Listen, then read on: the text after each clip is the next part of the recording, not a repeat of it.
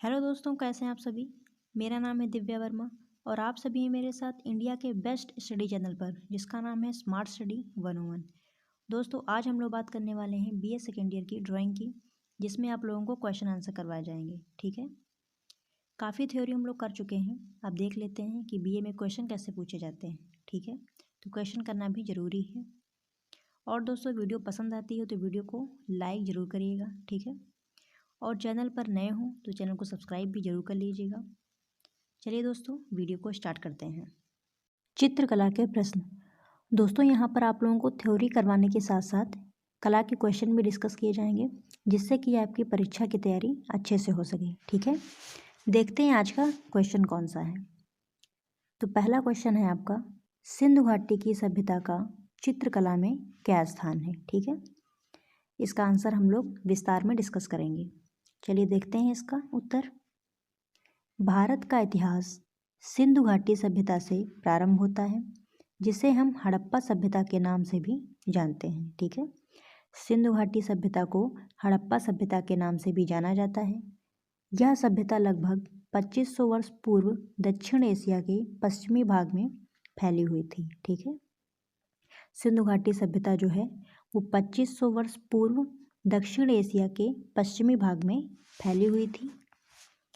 सर्वप्रथम प्रसिद्ध पुरातत्वविद श्री कनिंघम ने 1878 ईस्वी में हड़प्पा टीले की खोज की थी। ठीक है, सबसे पहले कनिंघम ने 1878 ईस्वी में हड़प्पा के टीले की खोज की थी।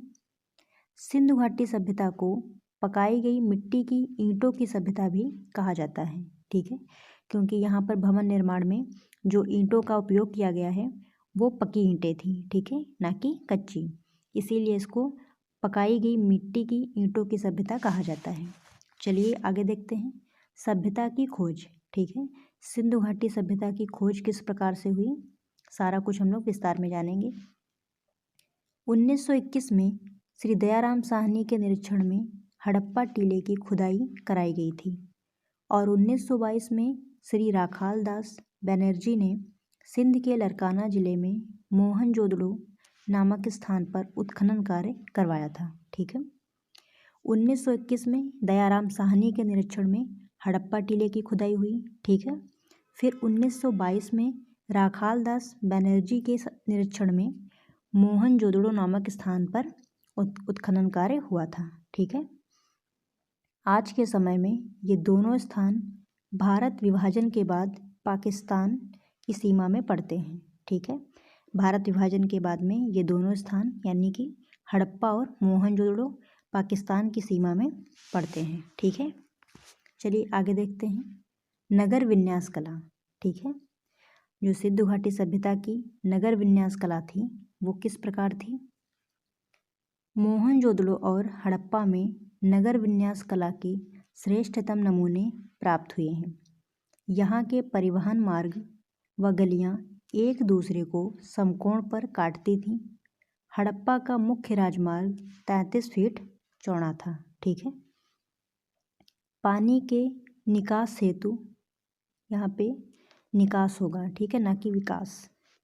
पानी के निकास हेतु आधुनिक सीवर के समान जमीन के अंदर जाली की व्यवस्था थी। ये लाइन काफ़ी गलत हो गई है, चलिए मैं फिर से एक बार आप लोगों को रिपीट करके बताती हूँ। पानी के निकास हेतु आधुनिक सीवर के समान जमीन में अंदर नाली की व्यवस्था होती थी। जैसे कि अब क्या होता है, जमीन के अंदर नालियाँ बनाई जाती हैं, वैसे ही 2500 वर्ष पूर्व, अब से 2500 वर्ष पूर्व ऐसे ही इसी प्रकार की व्यवस्था थी। ठीक है, चलिए आगे देखते हैं। फर्शों को पक्की ईंटों द्वारा बनाया जाता था। ठीक है, जो फर्शें बनाई जाती थी वो पक्की ईंटों द्वारा बनाई जाती थी। पानी के लिए यहाँ पर कुएं की व्यवस्था की गई थी। ठीक है, चलिए आगे देखते हैं। वास्तुकला। मोहनजोदड़ो से परकोट, अट्टालिकाओं से युक्त दुर्ग, सीढ़ीदार गहरा जलाशय, राजप्रसाद, धान्यागार तथा सार्वजनिक भवन उत्खनन द्वारा प्राप्त हुए हैं।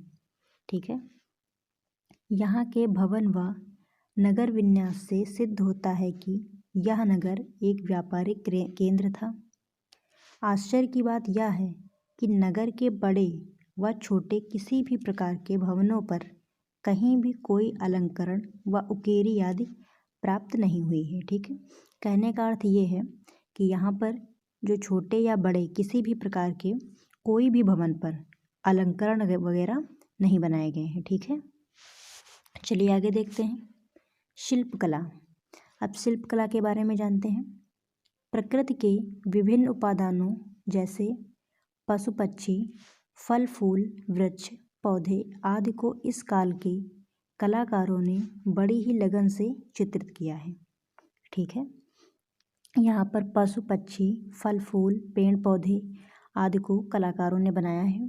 दैनिक उपयोग के बर्तन और मिट्टी के पात्रों पर चित्रकारों ने कलात्मक चित्रण किया है। ठीक है, जो मिट्टी के बर्तन होते थे यहाँ पर उन पे कलाकारों ने चित्रकारी की है।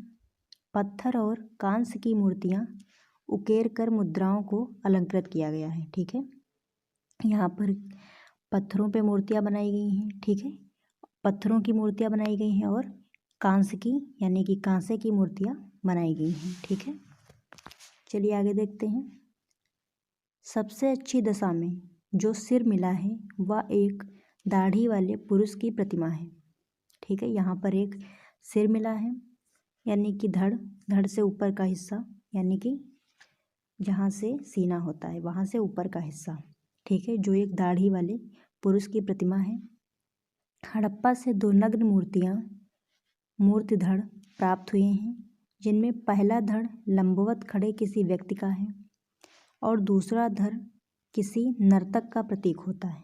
ठीक है, यहाँ पर 2 नग्न मूर्तियाँ प्राप्त हुई हैं। ठीक है, मूर्ति धड़।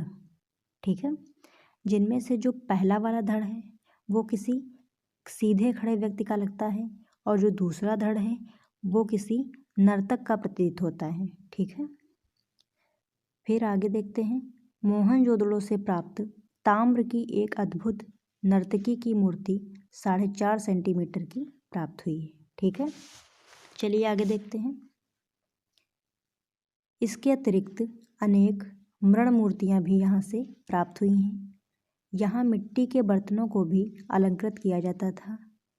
अलंकरण में टेढ़ी मेढ़ी रेखाएं, लहरियाँ, कंघा, सूर्य तारे, मत्स्य शल्क, जाल, चौकोर तिकोने ज्यामितीय आकार, मछली, मोर, फूल पत्ती आदि बनाए जाते थे। ठीक है, यानी कि बर्तनों पर ये सारी आकृतियाँ बनाई जाती थी।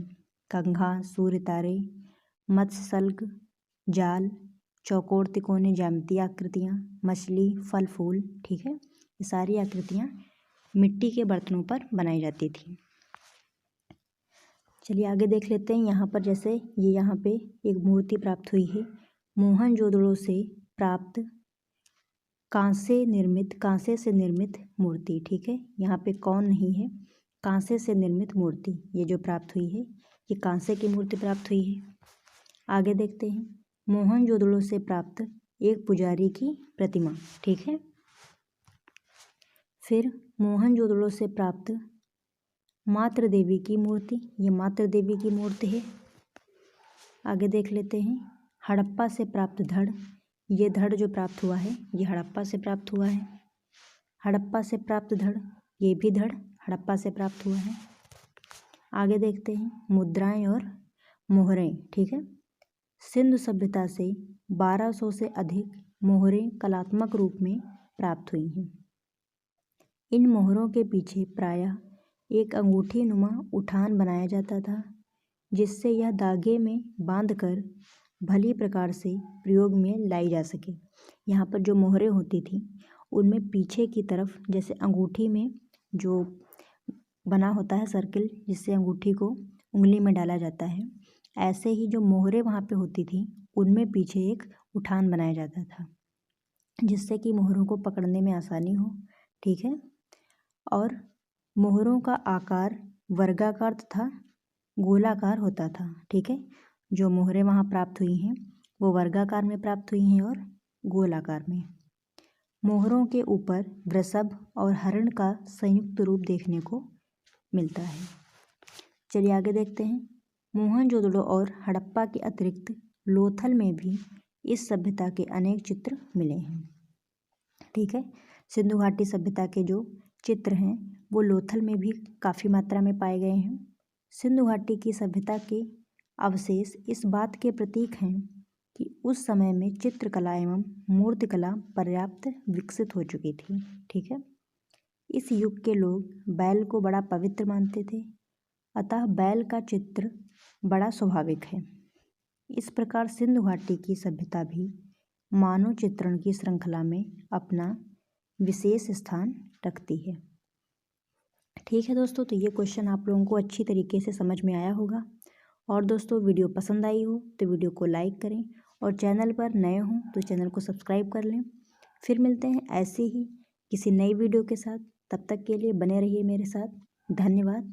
जय हिंद।